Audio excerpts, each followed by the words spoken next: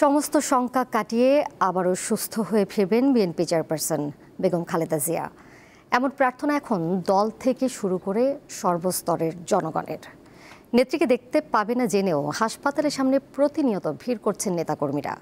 এদিকে খালেদা জিয়াকে উন্নত চিকিৎসা দেওয়ার জন্য সকাল 10:30টায় ঢাকায় পৌঁছায় যুক্তরাজ্যের টিম। রাতে পৌঁছানোর কথা চীনের চিকিৎসক দলের।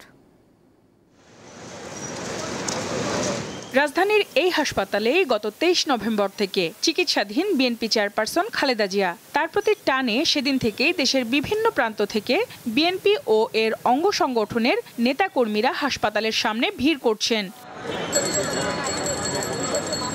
সবার প্রত্যাশা শিগগিরই সুস্থ হয়ে ফিরবেন খালেদা জিয়া। এজন্য মহান সৃষ্টিকর্তার কাছে প্রতিনিয়ত তার সুস্থতা কামনা করছেন দলটির নেতাকর্মী সহ সাধারণ মানুষ।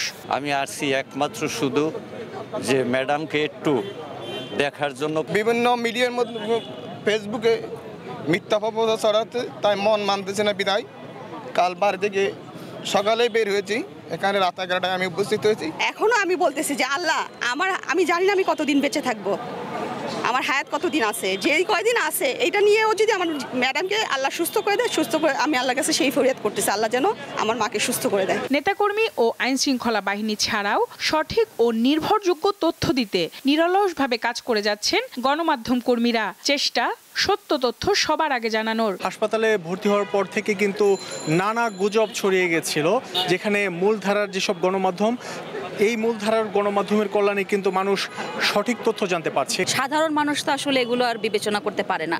আমার কাজ হয় আমার পর্যন্ত যে তথ্যটাই আসে আমি সেটি সবসময় দল থেকে নিশ্চিত হওয়ার চেষ্টা করি। মিডিয়া সেল থেকে শুরু করে বিএনপি চেয়ারপারসনের ব্যক্তিগত চিকিৎসক ডাক্তার এজএম জাহিদ হোসেন, ওনাদের দায়িত্বরত ব্যক্তি ছাড়া যেন সেই তথ্যগুলো কেউ না দেন এবং সেই তথ্যগুলো প্রচার না করেন। তো সেইভাবেই কিন্তু আমরা প্রচার করে আসছি। সোশ্যাল মিডিয়ার অসংখ্য ইনফ্লুয়েঞ্জারের উপস্থিতিও চোখে পড়ার মতো। বিভিন্ন আইডি থেকে ছড়ানো হচ্ছে যে খালেদা জিয়া নানা রকম অসুস্থতা এবং জটিলতা ভুগছেন এবং কি তার শারীরিক অবস্থা উন্নতি যাচ্ছে না। ডিজিটাল যে মাধ্যমগুলো রয়েছে, বিশেষ করে মাল্টিমিডিয়া রিপোর্টার যারা রয়েছে, তাদের উচিত সঠিক তথ্য তুলে ধরা সামাজিক যোগাযোগ মাধ্যমে। হাসপাতালের সামনের সড়কে ব্যারিকেড দিয়ে পুলিশ ও বিজিবির বেশ কিছু সদস্যকে দায়িত্ব পালন করতে দেখা যায়।